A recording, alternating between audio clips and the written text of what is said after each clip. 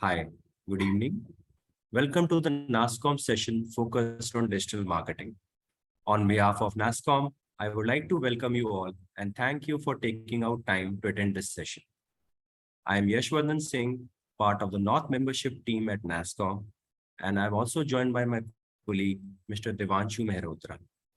We have an insightful session lined up for you today, where you will learn about the latest marketing trends, ways to successfully enable digital brand interactions with customers, potential KPIs to monitor when you are advertising on digital platforms, and many more. The session will be moderated by Mr. Navneet Kaushal, founder and CEO, Page Traffic. Mr. Navneet is a digital marketing expert with 20 years of experience and having successfully delivered 12,000 plus projects. Now, I would request Mr. Navneet to initiate the discussions. Yeah. Hi, good afternoon, everyone. This is Navneet. Thank you for the introduction, Yash. So I have an esteemed and quite knowledgeable panelist. So we're gonna have some discussions with, and I would one by one ask them to introduce themselves. I'll go alphabetically. So I will ask Arvind to please introduce himself. Thanks, Navneet. Hi, everyone. My name is Arvind Mathur. I represent a company called mFilterit. I lead the product at mFilterit. We are essentially we are working in the space of building transparency within the digital ecosystem. So we work across media campaigns, we work across brand safety and e-commerce intelligence. That's the broad space we work in, and looking forward to an engaging conversation. Thank you. Thank you. So over to you, Dipesh. Hi everyone, I'm Dipesh Jain. I lead the sales and marketing teams at Magic Edtech. Magic Edtech is an education technology company, and I help with go-to-market sales and marketing, and based out of New York. Thank you, everyone. So we have Manikanth from Urban Company. Hey, hi guys. This is Manikanth. I lead growth for Urban Company India and Middle East. Yeah, that's it. So then we have Ruchi. Thanks, Navneet. Hi, everyone. Thank you, NASSCOM, for setting up this session. This is Ruchi. I head Global External Communications and Marketing, and also Asia Pac Marketing and Communications for GlobalLogic. Looking forward to the conversation. Yeah. And last but not least, Satinder. Hey, good evening. This is Satinder, Juneja, current role head marketing, global marketing for Birlasoft. We are a ITS firm having operations across the globe. Thanks a ton to all who have joined, and thank you, NASSCOM, for setting up this interesting conversation. Yeah. So guys, the format of this panel is going to be, we're going to have a roughly 45 minutes queue discussion, and then I will leave the forum open to all you guys. You can ask your questions also from any one of us out here. And of course, this is post-COVID. We are in a kind of a post-COVID era, and this is something which we are starting. So the questions which leaves, and I'm going to push to put across to everyone again. And how is the post-COVID life for marketers? I mean, what has changed and how has it changed? So because interestingly, of course, we can't deny that nothing has changed, but how do you guys, because all of you are marketers, so I mean, what are your personal intakes on how it has changed and what all is changed? So maybe we can start with Arvind, yourself. Thanks, Navneet. I think last 2 years has been a challenging phase, I think, but it's been an equal opportunity. I think for a lot of brands which were traditional, digital became a medium of precedence for them. While offline shops were not accessible, a D2C site or being present on a marketplace became important for a lot of brands. And I think we did see the evolution of the quick service delivery formats also during the space itself, wherein you have a 10-minute delivery now from a Grofers, Big Basket going to Instamart. So I think the transition has been good from even for the large FMCG companies who've been traditionally looking at marketing to offline channels. So digital itself, I think as an industry grew in this space, and a lot of new formats of engagement, influencer marketing, I think all of these have kind of matured to some extent. Also, I think a lot of penetration happened in the CTV space because people now move to watching TV and OTT formats for more entertainment when they couldn't go out. So I think that's I think the broad pretext. And yes, I think journeys have transacted online, and I just look forward to more thoughts from the rest of the team also on this. Right. So Dipesh, you crisscross between two continents. I mean, of course, you are right now from the US. So in the US, so how do you see has changed? Because they are in the US for you or here for your team as well, and as a marketer specifically? Yep. So I think what COVID did is, obviously we saw the, I'm in B2B, we saw conferences shut down. We saw all of that. So I think the focus moved towards how do we create value in online channels. So the social channels became more and more prominent. How do we create that kind of demand that we were able to do in a booth or a conference online? And how do we work remotely as a marketing team? How do we collaborate? So I think those are the things that came into prominence. And also the focus on what is marketing's role. I think that came into prominence after COVID. Okay. And Manikanth, I'm sure you guys at the lockdown faced the maximum challenges. Of course, we were all online. So how did post-COVID, how did it has changed? I mean, things have picked up. How is it for a marketer around you? So majorly what we observed is two set of companies. One have seen very much sentimental dip during the COVID. Like UC is a business where you allow a stranger, a partner to come to your place who you've never met before. And during COVID is a challenging thing. And many and different set of businesses affected in the similar zone. So what we observed is businesses which affected very much in this zone went to a journey of building the trust again. So we, in the last 2 years, eventually ended up building an UC 2.0 again. So building the trust again, making assurances to the customer, revisiting the SOPs, all the thing on the supply side, ensuring the lot of revamp has done on the business side, as well as on the media side. We used to have good amount of high amount of spends on performance, have to revisit and completely switch towards brand, because you need to tell how service can happen at home during COVID. So it's a complete rejig that happened out. And then the other phase happened out in the startup ecosystem of crash of markets and profitability while the economy started flourishing. Again, the journey of measurement and what is the right amount of spend and what is the right channel to spend is the phase what we are living in this year now and going in. Right. So this is one phase we as a marketer always been facing, but yes, more pressure comes to us with economical challenges come. So yes, you are right. So Ruchi, what was your intake on this? I mean, how have you coped with this? Yeah, so Navneet, being a niche engineering organization, COVID had a reverse impact on us. So while everybody else was slowing down, engineering, like everything that all of you said, like Arvind, you mentioned a bunch of, organizations which started doing a lot of digital. A lot of this was built by companies like us. So there was a reverse impact. Everybody wanted to become a digital company. Everybody wanted to be online. And all of this with the help of technology, because we're not visiting anywhere, we're not going anywhere, everything's online. Right. So enter software and enter a company like GlobalLogic. So marketing had to do more. We had to scale more. We had to scale fast. We had to communicate more. I think like Dipesh said, like, of course, everybody knew marketing was important, but there was more size and scale that we need to do. So, and I would not say it was very easy. We had to shift fast, shift focus fast. One more thing, which I don't know anybody else observed, we had to focus on verticals which were not very prominent pre-COVID. So there was a shift on which industries started growing. So from that perspective, the collateral, the messaging, everything had to change. So that was one thing I can definitely talk about post-COVID, that's a change that we've seen. Okay. Yeah, personally being a digital marketing agency, we personally seen post-COVID. In fact, in COVID, our business also boomed. So of course, it was a reversal. A lot of people became open to all these digital. They understood the value of digital, which we have to push. We didn't have to push that. So Satinder, what is your input? How did it work with you guys? So, previous colleagues have touched upon that aspect. I think a couple of things, right?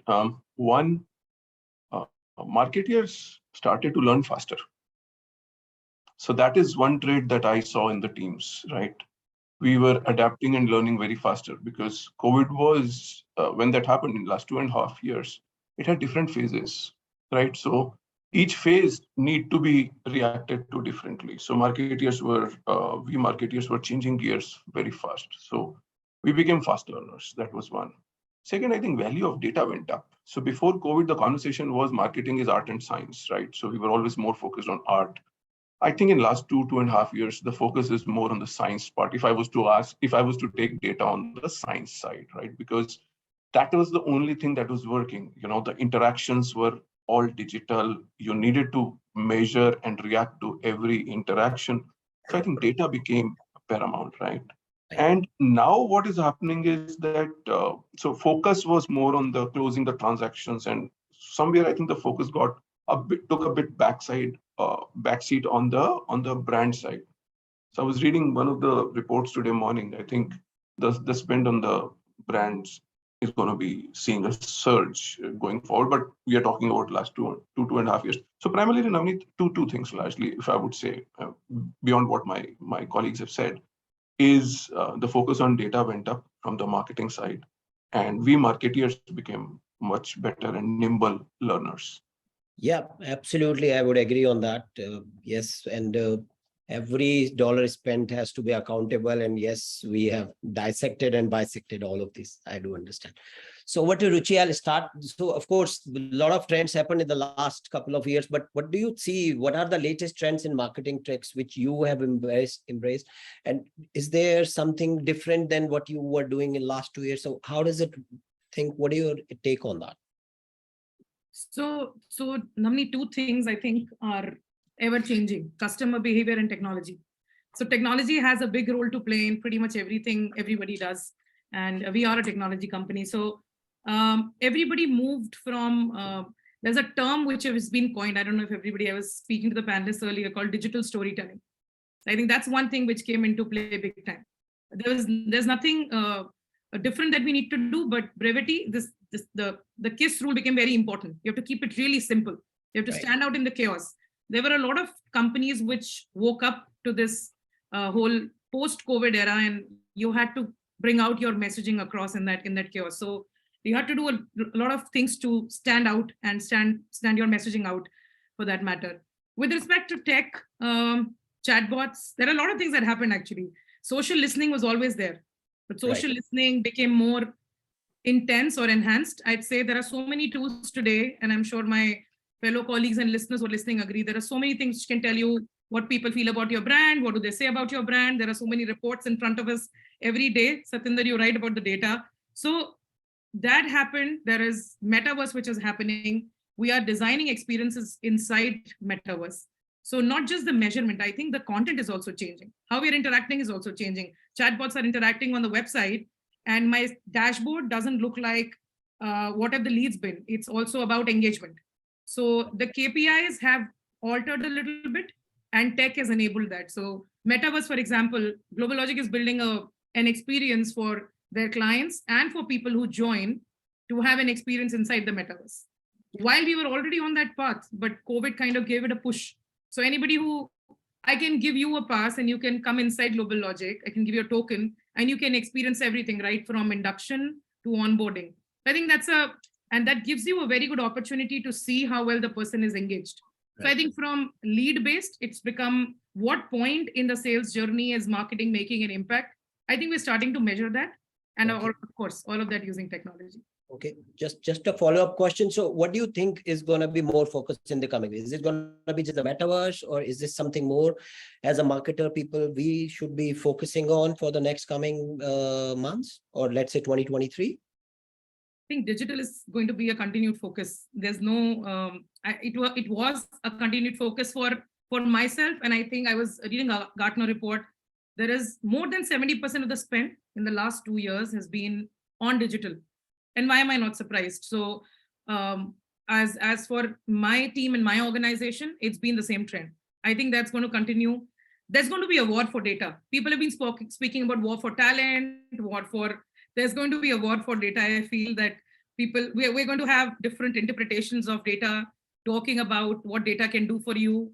And I also think the loyalty is going to, and I would look at other panelists to chime in on this later, but then I don't know how loyalty would either go away completely, or we will have membership and subscriptions where people stick to the brand, and you have a lot of people have been talking about the membership scheme. So I think those two things are things I see as trends. All right. That was a useful insight. So I'll over to Dipesh. Of course, as Satinder talked about, data become more valuable. How and of course, as a marketer, it becomes more pressure on it to show value in this time. So how do marketers actually show value in this time? Marketers can show value by bringing in revenue in the company. I think that is the biggest way you can show value. I'll tell you one thing about data. While data is important, attribution can really a lot of times be flawed. I'll give you an example, right? You see an ad on LinkedIn and it's there in your mind, you don't take an action. You see something, you hear a podcast from the same company, it's there in your mind, you don't take action. And then you take an action when somebody reaches out to you. I manage sales and marketing, right? So when somebody reaches out to you from sales, you remember, okay, I saw their podcast, I did this, I remember them, now I'm going to, so at the data would say that, it came through a reach out. But actually the brand loyalty that you've built through your podcast or your ad doesn't get attributed. So we have to be mindful of those things. And, focusing on data is good, but we have to remember that in marketing, attribution can really, we have to figure out what we've done, just so everybody has an idea. In the form that you say in contact us form, when somebody puts in an inquiry, generally people give in a drop down of where did you hear from us? We've kept it open that, okay. And you'll be amazed with the kind of responses you see. Somebody will say, I heard from your podcast, I heard your leader speak at an event, which they wouldn't have been able to do in a general scenario, in a drop-down scenario. Right. So I think that self-attribution is become more important. And the marketers, to your point, marketers can show value by moving things through funnel and to bring in revenue in the company. And I think that's what we are focused on. Right. That's an interesting observation. Even we have a drop down, which after this, I would probably have just like a comment box. Yeah, that's an interesting observation. And it's make it mandatory. Make it mandatory. So anybody who's interested, one of the questions I hear is, what if people don't want to fill and they'll go away? It's okay. Then they're now not interested in the service at all. Like if somebody cannot just put in, where did they hear from you? Then why are we even chasing that lead? So I think make it mandatory and keep it open. Sorry, I just wanted to add that. No, that's okay. That's all right. It's just like what Coca-Cola does on putting all the hoardings for a brand recall. It becomes kind of same thing on the digital, because we all post-COVID, of course, our digital time has increased. So that, yes, that is true. Also, one interesting phenomena we saw while this COVID was happening also, and this question I will put to Arvind, was something which was a cookieless future. So we had a lot of furor about this cookieless things. And so how do you, because iterations, data, all is there, but if I can't trace it, what will I do? So what do you think, Arvind, will be is cookieless future true? And if I can, and what are the way around this KPI? So what are the KPIs I can measure around it? So if you can throw some light on that. Sure. I think what's started to happen now, I think, is that while I'll quickly touch upon the cookieless future, but I think one quick change that I saw during this phase was that even brands that were starting to do digital, they are now a lot more conscious on how they stitch the customer journey. So while starting and onboarding customers, how does it flow to their call center? How does it flow from their call center to the sales leads? I think all of that is something that's been monitored more closely. And because of that, even tracking users online, retargeting, that's where cookies were prominent essentially. Right. And I think except for Chrome, everybody else is already phased out as a browser. The cookies have been phased out. So it's only a reality. It's a very real challenge for brands today when there's no cookie that they can look at from a third-party perspective. And I think, but while they can still drop a cookie as a first party, which they will have control on, but typically the way around third-party cookies being phasing out is to more relevancy or more contextual based, which means today when you used to actually look at users and drop them off with a cookie and track them across the web, you need to now look at cohorts of users looking at specific data points. And that's where exactly you need to profile customers better, more on a more from a deterministic model to a predictive model, where cookies allow you to first be very clear about, okay, this was the user who came and this user is on this platform now. Now you have to be a little bit more predictable in nature and say, okay, this user came in, this is the kind of content this user reads, and this is the profile of my customer. Hence, these are the media opportunities that I should be relying upon.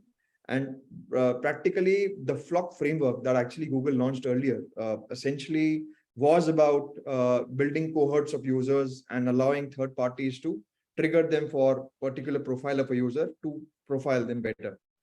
So I think this brands have now moved into a space where they try and understand their customers in a much deeper way, and then look at what opportunities may exist on the web to target them better basis the content. So for you, the new KPIs are mainly third-party usage and using brands actually targeting those users accordingly, or there are other KPIs also there?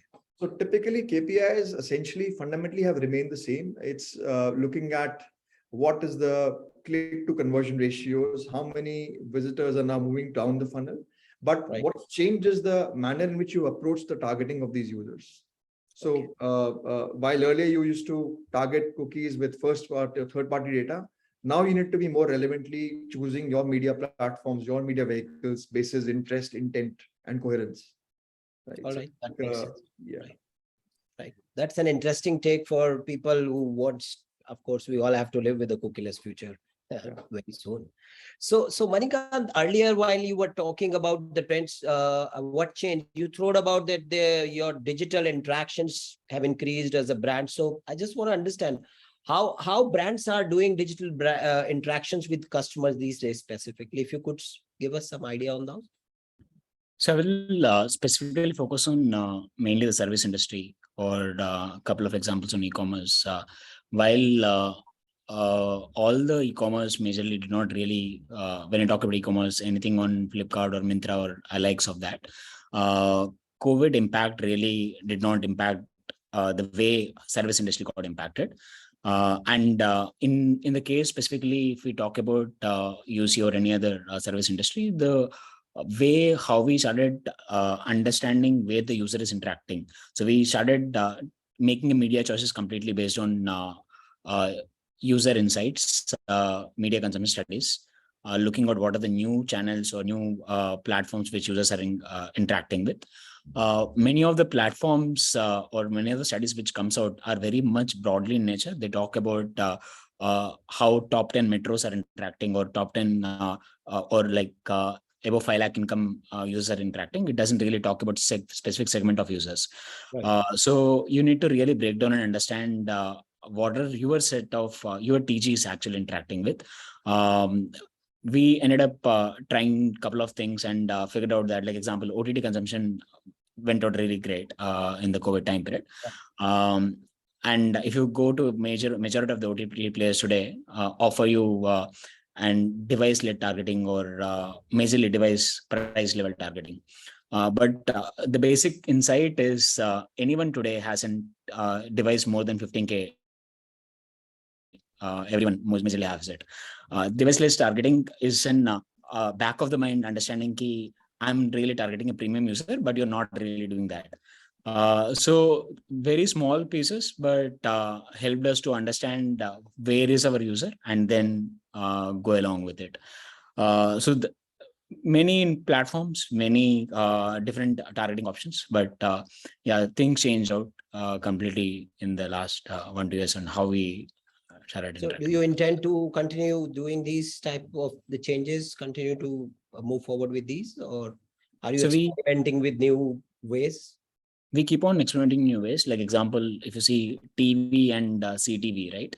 Today, in top 10 cities, almost the CTV audience is more than almost 15 million households. Like the TV viewership started reducing it out, and you need to adapt to that out. We were in the process of like making an AOV plans for next year.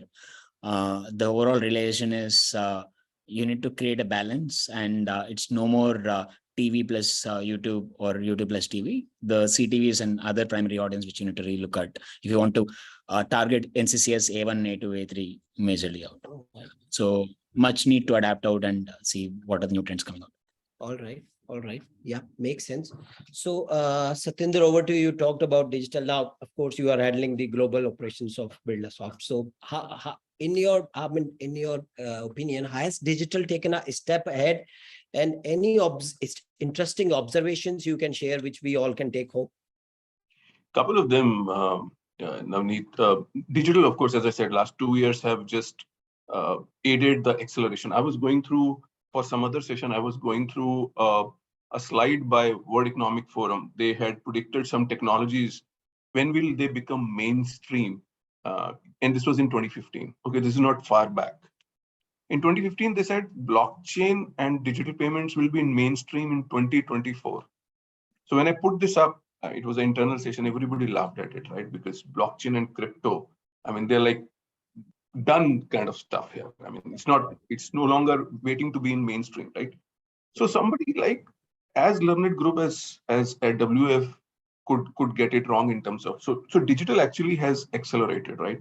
Now for marketers, digital becomes very, very important channel. So two observations which my fellow one of them Arvind mentioned about CTV, right?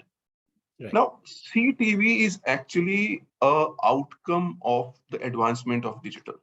I mean, we could talk on the classical digital marketing stuff, the attribution and the click-throughs and the changing dynamics on that. I leave it that because that is pretty much a table stake these days. But where digital advancements have helped is the proliferation and scaling of CTVs and different use cases of CTV that will come out. Right, that's one. Second, you would be amazed to see the breadth in podcast, voice-related stuff. Now, podcast is one element. Remember, I have a son. He's 10th class. He's in 10th class. His search is pretty much voice. Pretty much voice, right? I have a colleague in my team, and when I was first time in a meeting with her, she was constantly doing something on her mobile. It was a large group, 8-10 of us. And I was like, you sure? And then she said, no, it's minutes of the meeting that I'm kind of tapping in here, right? That is the proliferation of digital. Another important part on the digital, the advancement of digital that has done. So one is the voice. Second is the innovation in the video content, short form, long form, mid form, the video content, its proliferation. It's all based on digital. And the last, which is an important point for us to discuss. The metaverse is the base layer is digital. It's all digital. Otherwise, metaverse would not have come into our lives. Won't exist. Right? Metaverse was, AR, VR has been around for 10, 12 years, right? For it to become mainstream and marketers talking about it to deliver whatever experience, training, what have you, right? It's the digital backbone of that, right? NFTs, enabling the two-way conversation or two-way transaction in metaverse, right? All that is, I will peg it to the digital advancement, Navneet. Okay. Yeah, that's very interesting observation. We also see share of voice search is actually rising. And yes, for some reason, the younger generation is more involved with the voice. That is also true. I completely agree with that. Now, Dipesh, over to you. I just want to understand that with all of this happening, what do you still see that the biggest obstacle to business achieving significant growth through digital marketing? There are a few of them. One observation that we had. See, we spend a lot of companies spend a lot of time and effort in building a website, which is good. Website needs to be in a good shape. But I think one of the things that we need to focus on, understand where the customers are. Customers are not going to come to your website if you don't have a strong brand. So I think meet customers where they are, and customers are on social platform. Let's take an example. How many hours do we spend on phone, and how much of that we spend on social media, Insta, LinkedIn, combine all of that. So improve the presence on platforms where customers already are. So I think that is number one, because it's good to build a website, as I said, but I think it's more important to put content, distribute content where customers already are. That's point number one. Point number two, I think our understanding of customer. See, B2B marketing, we've always said B2B is very different from B2C, but there's a lot of lessons that we should learn from B2C marketing. That how do we understand our customer persona really, really well, understand what are the challenge and pain points they would be focusing on, and create content that helps them understand that, okay, this company is a company that understands my problem, and I can go to them. So creating that kind of authority and understanding customer first before figuring out the digital and all of that, I think that is one of the biggest obstacles that we see. And the third, in B2B parlance, B2B one, is collaboration between marketing and sales. How do we improve that collaboration? And the best way to improve is, if you provide opportunities to sales which are good, sales will be your best friend, and they will never have a problem of collaboration. The problem happens because when you give on 100 leads that came through a webinar and sales is supposed to call you, it just doesn't work. So I think those are a few obstacles that come to my mind right away. Yeah, that I absolutely agree. Marketing and sales always doesn't have a very kind of relationship, right? So Manikanth, I'm coming back to you. I mean, what advices would you give businesses that are looking to leverage digital marketing, especially for a service industry? What advices do you think, because you are, as a business, transformed a lot of it onto digital?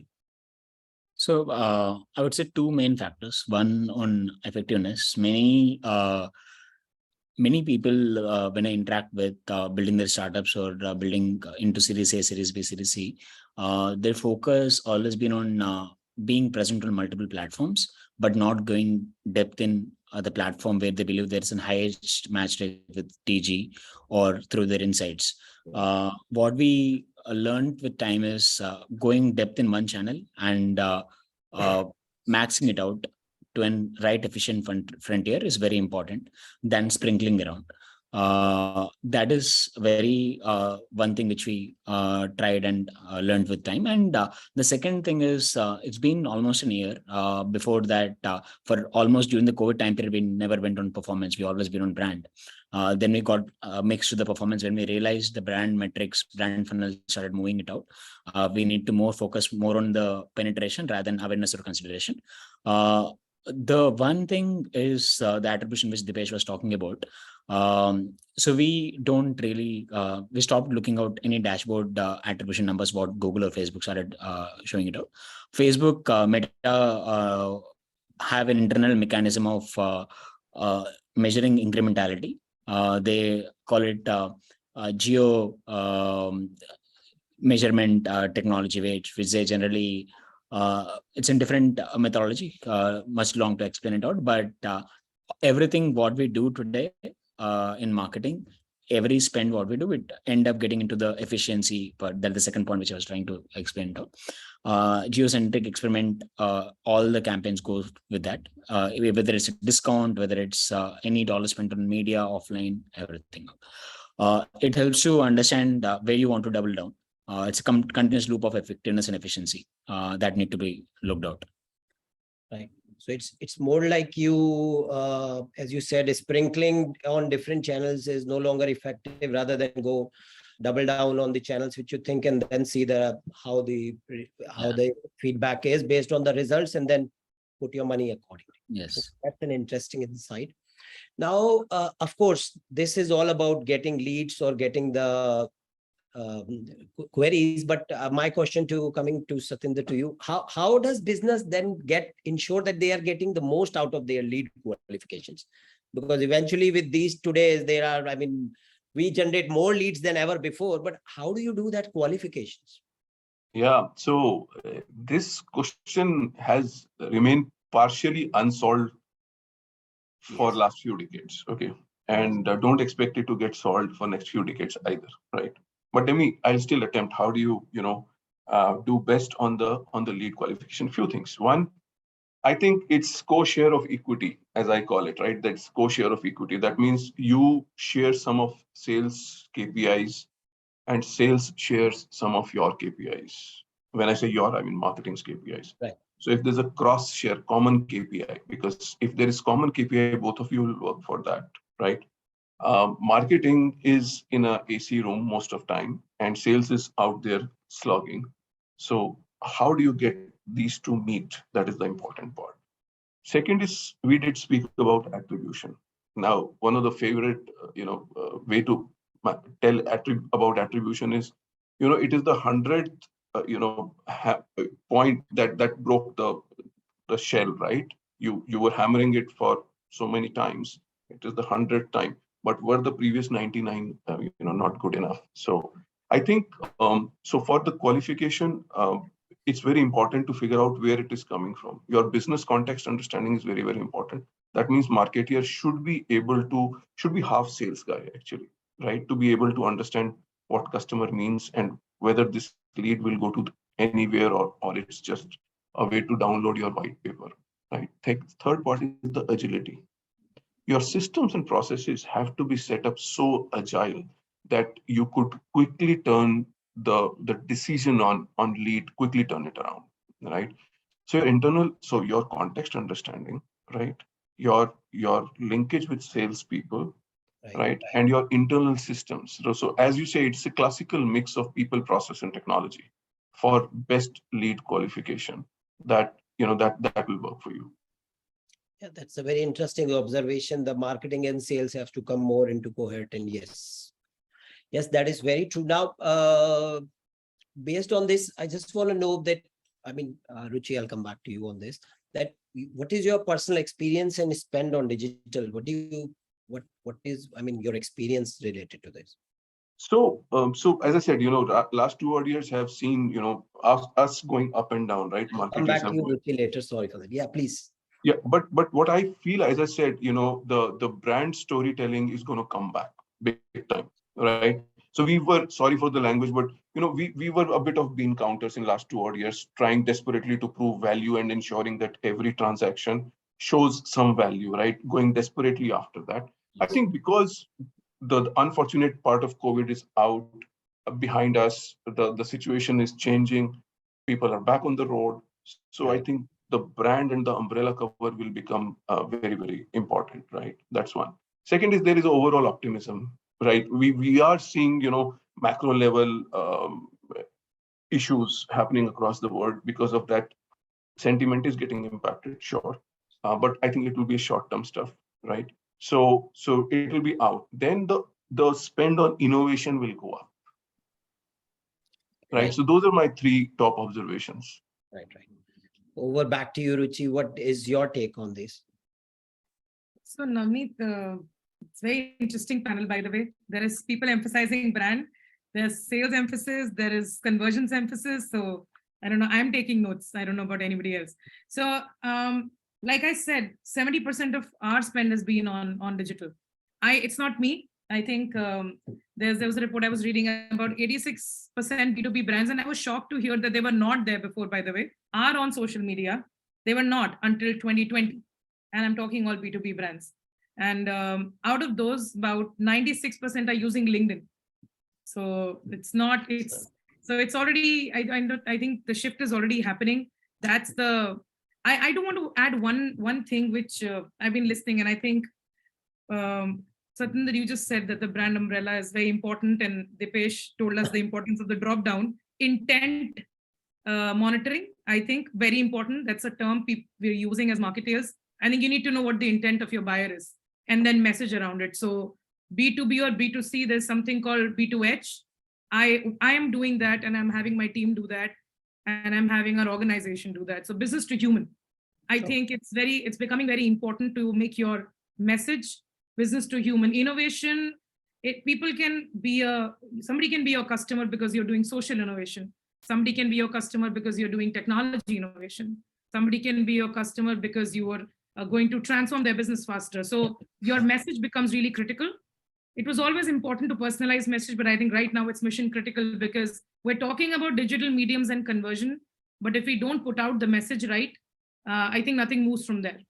So they will fill the form or they will do anything if they connect with the brand. And that's why intent monitoring important. Why are they buying us for? And then we message our brand out accordingly. So brand is a promise, and then somebody will buy you if they believe in the promise. So just wanted to add that bit in while we talk technology, and of course, sales, marketing, everybody has to work together. I think you have to be org aligned. Bottom line, revenue, Dipesh. So we all bring revenue in, and I think message contributes a lot. So if you make your message more business to human, and I don't mean we go foundation or CSR on it. I am saying we have to make it more relatable for the buyer. It's an interesting take, B2H. Yeah, good term for us to take back home and talk about. Yeah, it is true. It is always end of the day gonna be about human. So I'll come back to Arvind. What is your intake on this? So what is your personal experience, and how do you think that works for you? So I think a lot of great insights have been shared on by the panel. I think this definitely helps a lot of brands to understand how this impacts the overall individual businesses, whether you're B2C, whether you're B2B. I think the fundamental element that digital brings to every brand is that the channels that every brand uses are the same. So for the best intent-driven campaigns, you have search.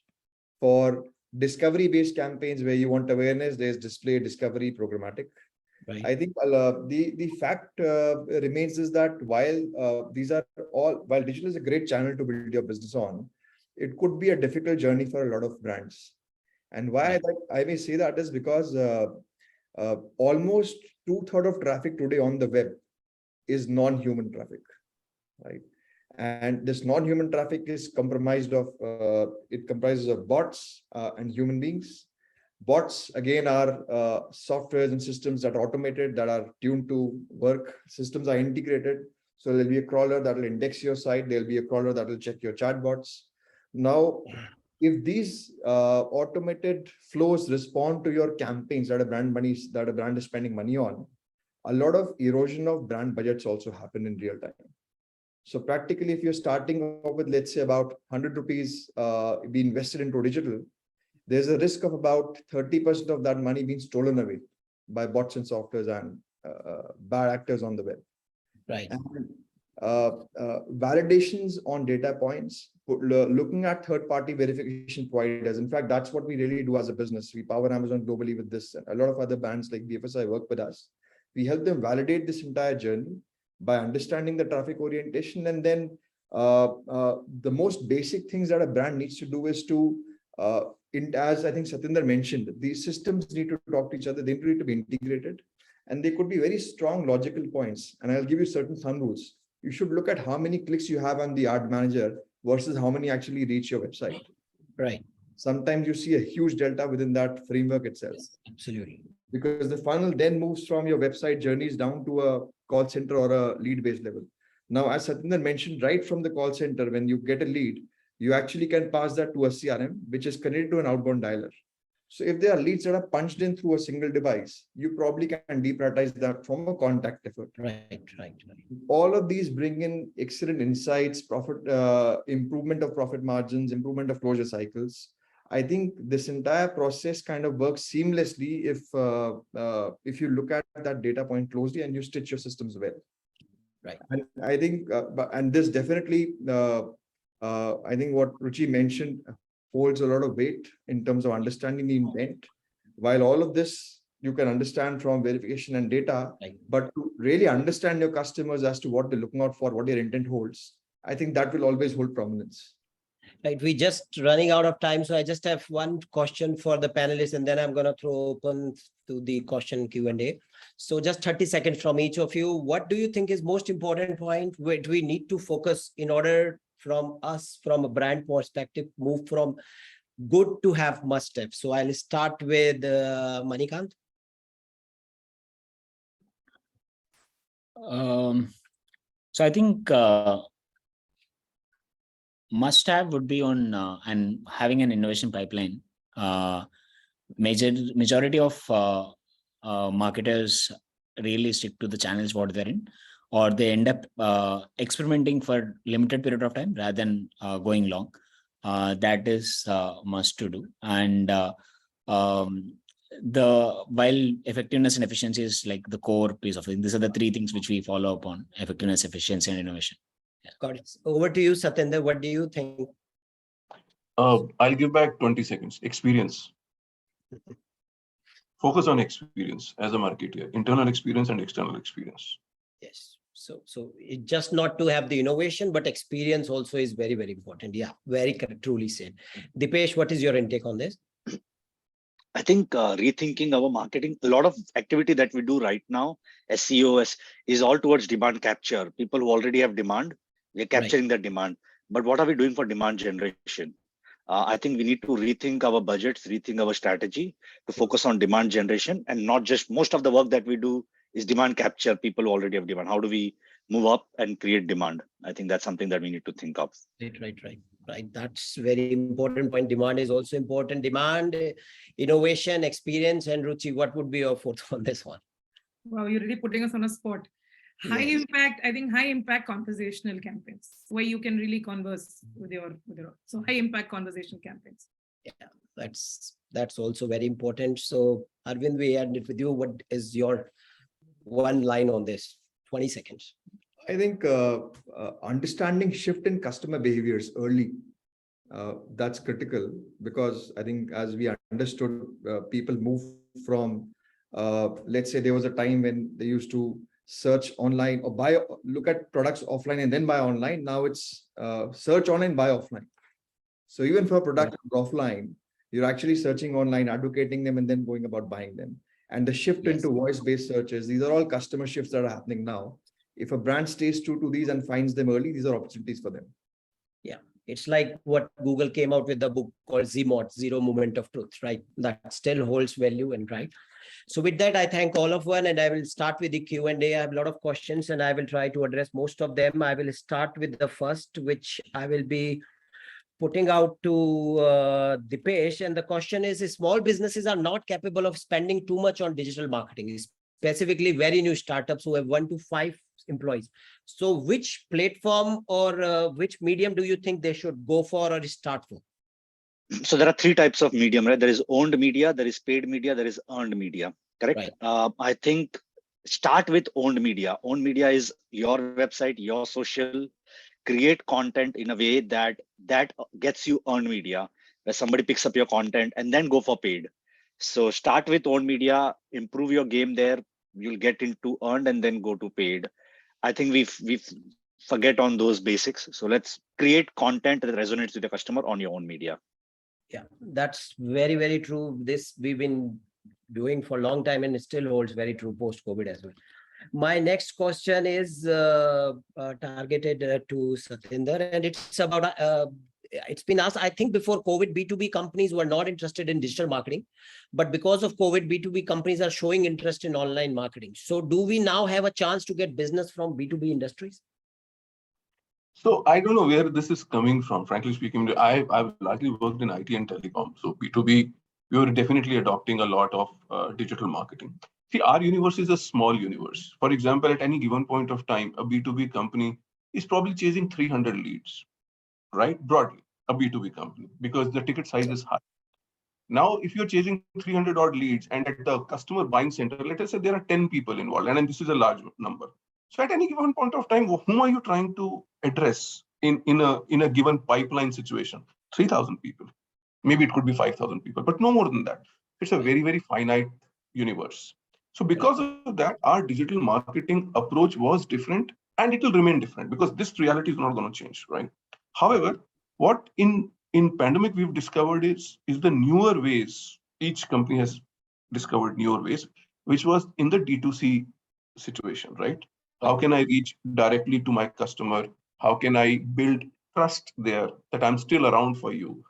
And again, in the last 1.5 years, transparency has become very, very important. De-risking, transparency, privacy has become very, very important. So probably, the campaigns and the digital marketing approach is targeting that a bit more. So, but then that being said, those who have discovered newer ways of digital marketing would definitely, leverage it and take that forward. Okay, that's an interesting take. So now Ruchi, you talk about metaverse, how you guys are using it for onboarding and showing everybody they can visit your office and do. So I I'm have not a an metaverse queen, just heads up. Huh? I'm just yes. So the question I pertain is more relevance to you. So it's been asked, dear team, please also share some more insights pertaining to talent acquisition landscape in IT industry and how digital marketing will enhance the overall candidate experience. So I think Wow. that's something which could That's come back. very relevant, I think, for everybody. But yes, B2B, we are, I think, Satinder, very well kept secrets because it's not a very mass, it's very niche audience and a niche buyer base that we go after. Talking about talent, I think everybody's talking about war for talent. There are a lot of things people are doing to be an employer of choice. That is what it's famously called. So I will keep it at that. But what will marketing do? Marketing is partnering big time. There is a big part talent brand or talent marketing, and I'm sure a lot of people know about this, which focuses on, like, in my team I have a set team members who are really focused and are supporting a talent acquisition group which that gets a talent in to create the right collateral, get the right messaging out. So it's a total different ball game when you're focusing on getting business and leads in. It's a very different ball game when you're focusing on getting the right talent in. How are you perceived as an employer? And of course, there are digital mediums coming into play, right? From Insta Reels to YouTube videos to, great places to work, certification. Right now, we just got certified. So I'm just saying there are a lot of things you can do which can highlight. And I will keep repeating this: your message is prime. There is a lot of chaos on message, and how do you keep it relevant? How do you use the digital mediums? I think that matters topmost for any brand. Okay, that's an interesting take. Manikanth, this question, of course, pretends more related to me, and I will give my intake. It's related to SEO, but I would still need your intake. So the question is, are marketers missing out the opportunities in the SEO? It's an aspect that provides return in a long term. Yes, the returns will not be quick as in paid ads, but still in creating awareness and loyalty, SEO still is a good option. Could you guys share your insights on how do you balance SEO and SEM for the best outcome? So from my POV, SEO is an hygiene. Any user search for it, you need to be on the top of the journey in search results. So being on the top requires getting the tech and content in place. We did so that, again, two different kind of journeys. First, you need to understand whether your business is a search-led business or a discovery-led business. Like example, if you take an example of lens card business, right? Or UC AC repair or AC service business. While 3 years back, people used to search for spectacles near me or glasses near me or AC repair near me. Right. Now, if you see the amount of searches and the amount of demand what both the companies generate is way beyond the search. So after a threshold point, what generally happens is your business take over the demand which is present over the search. So you won't really become in search a heavy business. But like again, insurance business is heavy on search. So depending upon the business what you are in, the amount of investment need to be higher on both search, SEO and SEM. The only main problem what majority of everyone knows and everyone faces out is you don't know what is impact that going to come of efforts what you're putting today and what's going to happen tomorrow with the new policies or new rules that's coming in. SEM, we again, content and long tail and top intent keywords. Right ROI, where to spend, and what is the right amount to spend is very important to look out. While there is a lot of debate happening on competition, searching on bidding on your brand keywords. Yes. And that's highly prevalent in brands which are larger in nature, which have higher brand awareness or grown large in nature, like in case of UC, or you have higher competition in e-commerce or online stores, grocery stores. So that's where very different studies, but the bottom line says it doesn't really give an impact of spending money on branded ads, brand keywords. Yeah, these are the three main things. Okay. So you guys do focus on SEO as well as SEM, of course. That's an intake we will take here. My question to you, Dipesh, is that should there be a different online marketing strategy for B2B compared to BTC? The strategy can be different, but the basics remain the same. As I think Ruchi correctly said, B2H, right? Whether in B2C or B2B, we're still selling to you, we're still marketing to humans. So understand your customer's pain point. Learn B2B should learn lessons from B2C, wherein that is the key crux of everything. Sorry, my son has come in the background. It's early morning. He's going to the school. So I think understand the customer very well, and then focus on that. That is the commonality. The channel and mediums can be different. Okay, that is absolutely true. Arvind, I'll come to you this question. The question is, digital marketing as of now has been majorly used in e-commerce, content marketing, but how it can be used for SaaS platforms? I mean, you get thousands of searches for keywords when you dive in software industry. So how can you leverage digital marketing in SaaS, such a solution, which is basically a website? See, I think SaaS softwares for the longest time have been leveraging digital in a large way, right? Because the fundamental outreach of SaaS is that you actually don't need somebody to enable you on the platform. You practically can go through the entire customer experience and the journey on the platform itself. Right. So I think a lot of, if you focus on the business pain points that the SaaS platform is plugging into. For example, if we work on the ad fraud validation space, and if somebody is looking at how do I increase my Google spends or get the best out of my Google spends or Facebook spends, probably content around that or education around that may be a good strategy to start with. So I think there's no direct answer to this question. I think there's a lot of brand awareness, education that may need to happen around SaaS platforms. Primarily, digital allows you to work at various intent at different journeys of a customer's life cycle. Yes, so yes, whether you're searching for the user as the first time or you're an avid user, right, I think you can have different content specifications targeted to these such users. So I think from a SaaS perspective, overall, if you look at digital, it's a great media to leverage upon. And intent-based, if you actually are able to identify which problem the platform solves for, those could be a great starting point.